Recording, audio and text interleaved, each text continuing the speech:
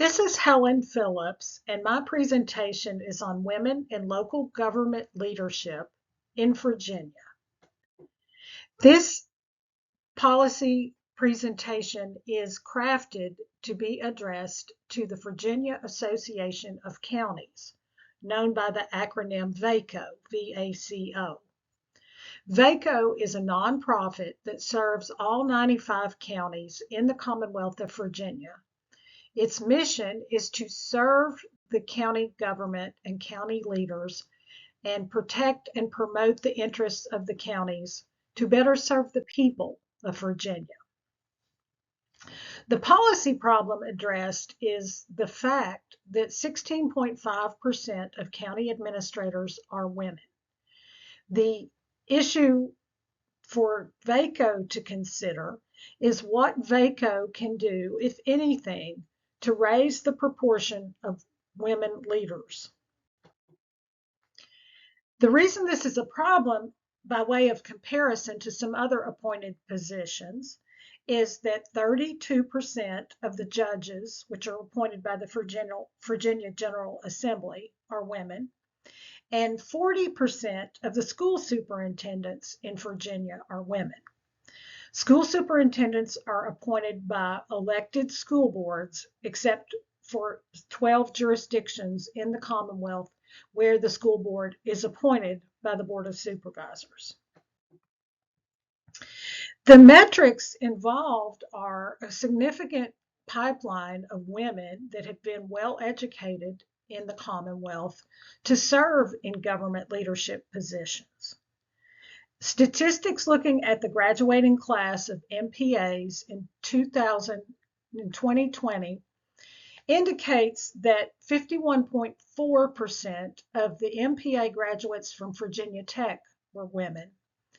64% were women from VCU, 58.8% were from JMU, and George Mason was over the 50% mark, and Liberty University was at 44.3%. Women administrators have been shown through studies to be more likely to include the citizens in the decision-making process. It's a more democratic process. Also, inclusion is involved in representative bureaucracy theory, which has shown us that government agencies should represent the citizens it serves. Over 50% of the population is female, and the fact that only 16.5% of the local government leaders are female shows there's a severe deficit, because studies have shown that if women are involved in the decision-making process, they're more likely to represent the interests of the demographic that they represent. The alternatives presented by this proposal for VACo, there are 4 alternatives, and the first one is status quo. VACo can decide to do nothing and to leave that percentage at 16.5%. The second and third alternatives involve the fact that VACo is heavily involved already in education and training for elected county supervisors. They have a significant schedule of events that start in January when the General Assembly convenes in Richmond, and they go through mid-November after the elections to train newly elected supervisors. The second alternative would be simply to reach out to the 16.5% of county administrators in the 95 counties that are women and encourage them to serve on panels for training and education. In other words, to put more women up front so county supervisors can see them and see how articulate and capable they are. The third alternative is to develop more training, more robust training that hits the high points on what's necessary for hiring in general and hiring more women administrators and department heads throughout the Commonwealth. Finally, VACo, which also has a significant component of its activities already, are to lobby the Virginia General Assembly, is they can lobby that legislation be passed to address this inequity. This matrix presents the four alternatives I just discussed and also shows the criteria for evaluating them. The criteria are resource commitment, stakeholder buy-in, effectiveness, and equity. The resource commitment for a policy proposal is low at every level. I mean, it's unusual to see this, but the fact is that VACo is already involved in lobbying and education and training. So there's not going to have to be a lot more added to what they already offer. It just has to be directed in a specific direction. The stakeholder buy-in is a very big problem in this because depending on the sex of the stakeholders, there may be some adverse or positive reactions. It depends on where the individuals are. We have a VACo board that's 40% female already. We have more and more women are elected to county government positions, but also there are male supervisors that are already in place that have been in office for a very long time. Studies have shown that when presented with the notion of discrimination, that men get hostile and angry and women get nervous and upset. So depending on how this board reacts, the stakeholder reaction is a significant problem, or it might be there are enough women to show that this needs to be changed.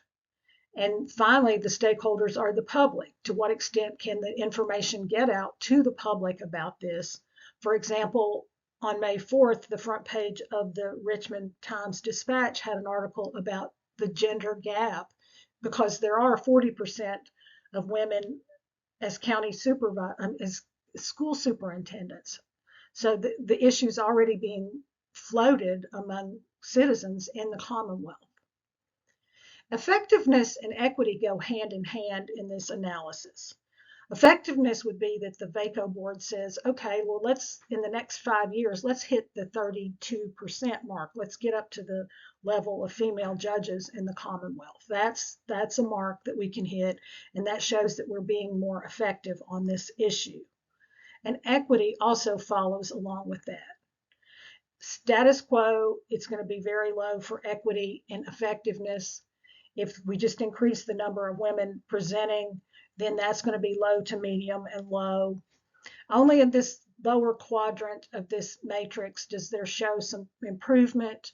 If there's specific programming about being equitable and having more equitable hiring practices, that will definitely work. And the highest, the most responsive one would be the passage of legislation that focuses political leaders on this inequity and shows the citizens that VACo is involved in trying to correct the deficit that exists. As this issue is being evaluated, the focus really is on Richmond. This is the Capitol building. The Commonwealth has already, through the General Assembly, for a long time, encouraged and funded and supported equal education in this Commonwealth. Over 50% of the college graduates are women. It's an outstanding program. There's some very, very good colleges and universities in this Commonwealth, and that has always been a focus. So it kind of is to ride the coattails, so to speak, of that. And a woman will be elected governor in November, regardless of the outcome of the election. She will become the first governor of Virginia and only the 52nd woman governor, the first woman governor of Virginia, not the first governor. And she'll be the 52nd woman governor elected in the United States. So hopefully that will set the tone for a little bit of a better view on trying to balance the scales for everyone. There have been federal efforts to remove the DEI programs, and the federal government has acknowledged in all of that it's not doing away with Title VII. Title VII of the Civil Rights Act of 1964 says that you cannot discriminate in hiring based on age, race, sex, and national origin, that hasn't gone away. So just for the Commonwealth and the General Assembly to get on board and enact legislation that just verifies that, yes, that's true, yes, we support that, and we will definitely do that and see to it that it's done at the local government level in hiring county administrators. There also needs to be some consideration of women and where they stand in all of this, and perhaps why so few women are inclined to apply for some of these county administrator positions.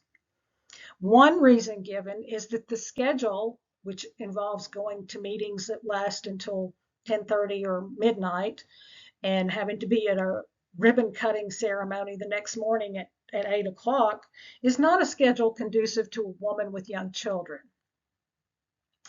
Another reason is that women's decisions are questioned and men's are not.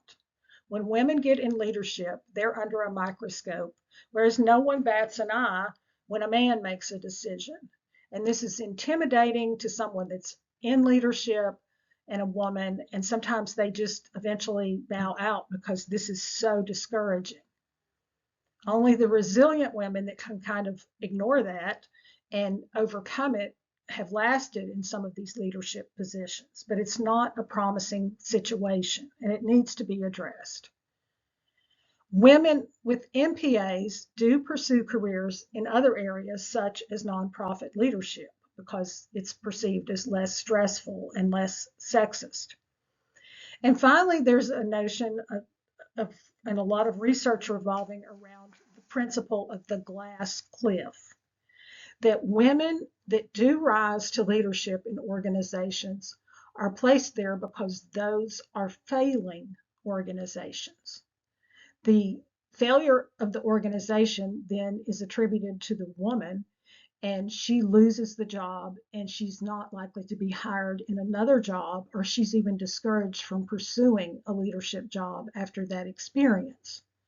And men steer away from these failing organizations because they have mentors that can point them away, and men end up in successful organizations where they have successful track records, so they look better. The studies on this and this principle needs to be addressed. And finally, hopefully there will be more attention given to the pay gap, because studies have shown that women in local government positions throughout the nation are paid about 73% of what men are paid. Thank you. That's my presentation, and I'll answer any questions. And I have references here and in the paper I've submitted. Thank you.